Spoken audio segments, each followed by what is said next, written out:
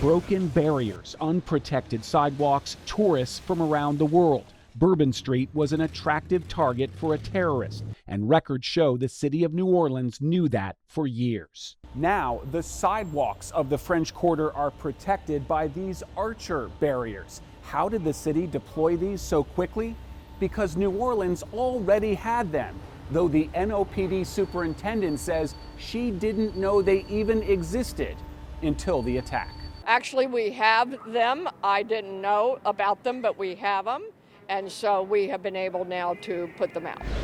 The archer barriers were deployed for major events like Mardi Gras over the years, but not for this New Year's and Sugar Bowl. Test video shows the movable devices can effectively stop a truck in its tracks. Now they're in place on the sidewalk where the terrorists drove around the patrol car, blocking the street. On New Year's Day, bollards installed years ago were missing, and a backup wedge barrier wasn't raised.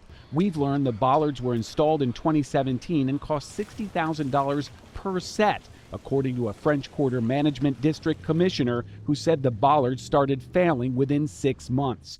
Records show the commission has talked about pedestrian safety and bollards for years. In fact, the commission recommended bollard repair in 2019 after a security assessment, but the city did not put out bids for the replacement of the broken bollards until 2024. That work is still underway. There's no question there's one person responsible. It's the terrorist.